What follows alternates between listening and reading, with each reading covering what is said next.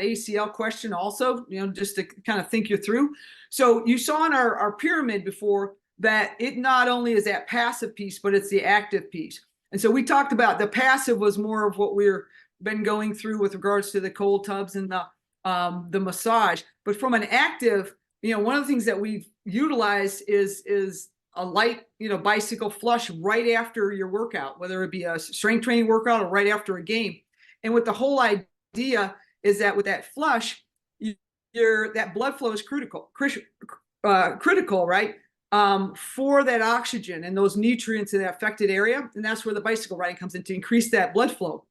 So that pedaling motion, can speed up and create basically a muscle pump for the body. The key, most of the studies look at this, is you got to have like a 60% heart rate when you're doing it. Can't just be a ride in the park. It's not, so it's not a hard pull-down workout, but you've got to be working. You got to, keep your heart rate.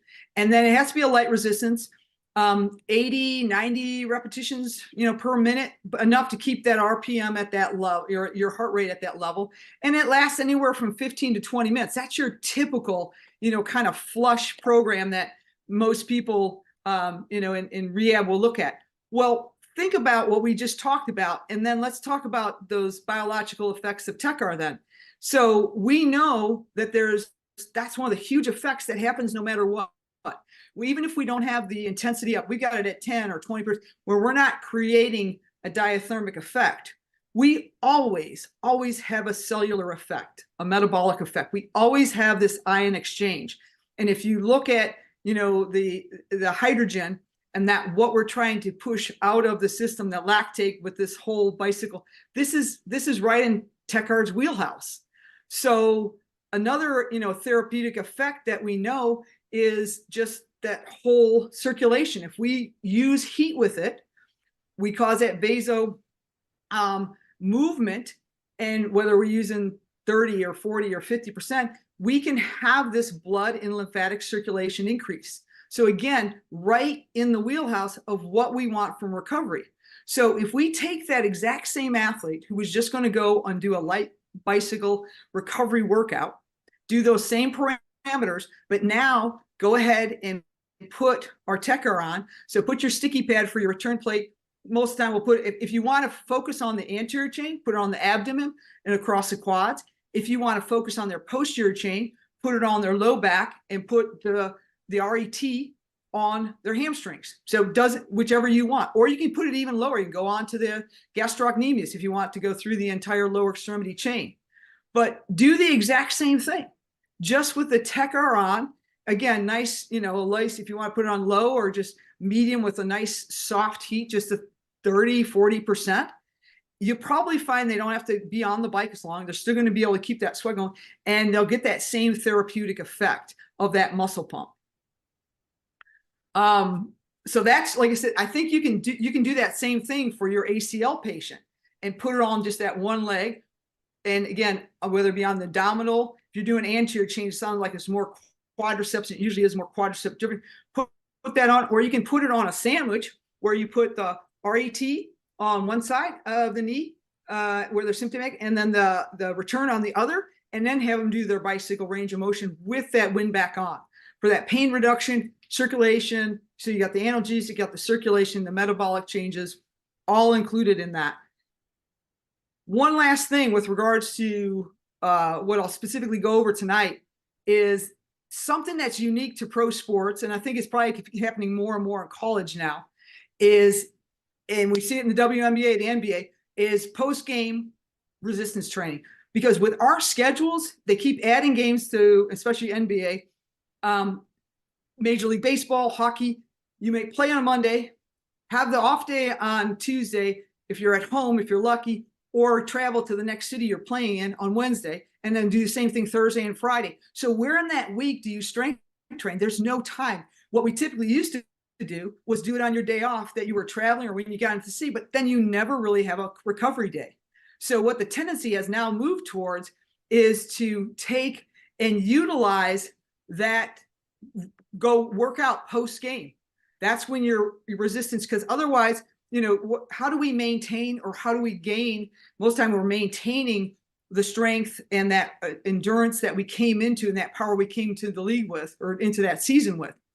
So all we're going to do then is add to our workload of the game day with what? A resistance training load. And then we've got the next day, actually literally then, as a complete recovery day.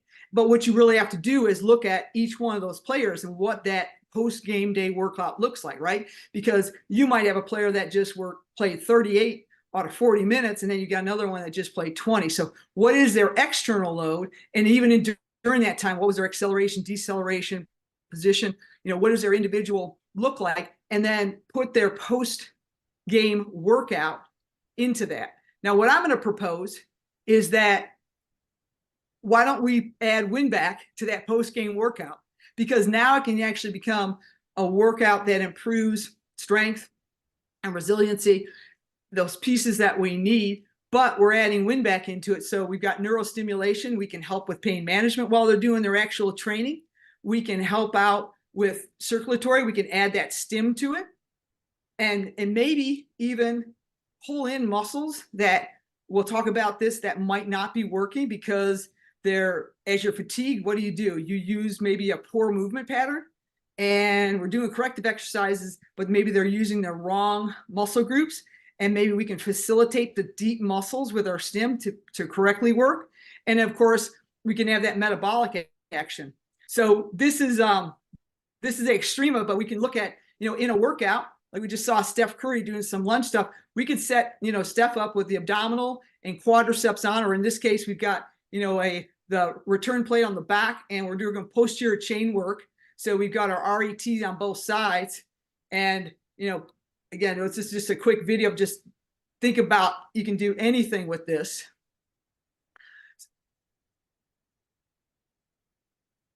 I can do core work. I can have it through my abdominals and my glutes while they're doing their core work.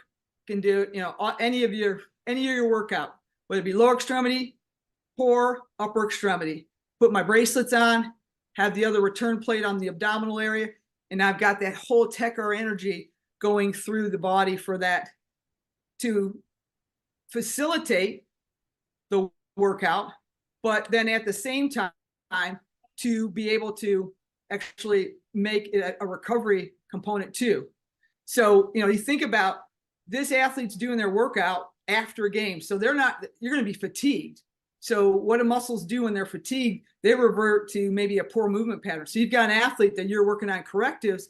If you put this RET and this high EMS on at the same time, and maybe we can start out with the radial, like that's where that was kind of, we just saw it was set up with that posterior chain where it's just given that RET through that whole posterior chain from that guy's back all the way through his, hamstrings and his calf muscles. Or we could set it up so it's working deep focally. And so I can put it on his abdominals. I can put it right on both of his glutes. So if I want to make sure his glutes are firing, that he's not cheating that lunge or he's not cheating that squat using more hamstrings because that's their movement pattern, I can put that stim on at the same time they're doing and recruit those deep muscles that he may not want to be recruiting because he's fatigued and he's going back to his poor movement pattern. So, I just am throwing out to you guys to think about utilizing this as in during those workouts. That isn't necessarily recovery because that's but it all adds to that resiliency of that athlete. Let's see, how are we doing on time here? We're just about done here. So then the last thing, again, is just that whole lymphatic.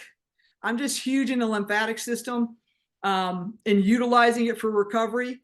And, it's huge in skin problem.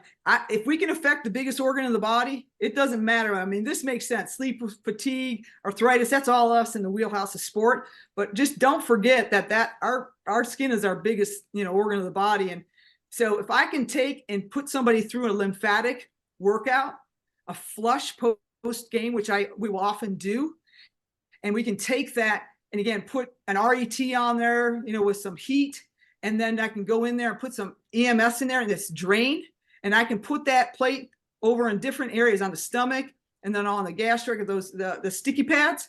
And in this case, I can go ahead and put it on the abdominal area. And if they're small enough, I can use the bracelets. So I've got this RET energy going through their whole body. and then I can, put them through what our 12-minute lymphatic drainage routine, which will start out with breathing techniques and then work on motion through the hips. And then we'll go up into, further motion with your legs and movement patterns of circles and then single leg circles. So it's that whole lymphatic active drainage. Why not do that whole program with our, with our RET and our drainage on at the same time that you're doing one of your lymphatic drainage active movement patterns for that recovery, because this is what's going to build that resiliency. So I guess my challenge to everybody tonight is, if you're using load monitoring and you're analyzing your athletes and creating these body maps of what their external loads are like and their internal loads and how much load that is before their bodies give out, and you're doing recovery programs, which I think most of us are doing, think about some of the ideas I just threw out there and do a little bit of experimentation on your own to see if you incorporate Tecar into your massage, into some of your post-recovery active lymphatic workouts, your bicycles, and your overall strength training programs. Can you improve your resiliency? Meaning that, can that player play more minutes, train harder, and have less tendinopathy, have better sleep patterns, all the things that are coming up on your internal monitoring. All right, Dana, I know we're tight on time, but we always have a minute to look at Bryce.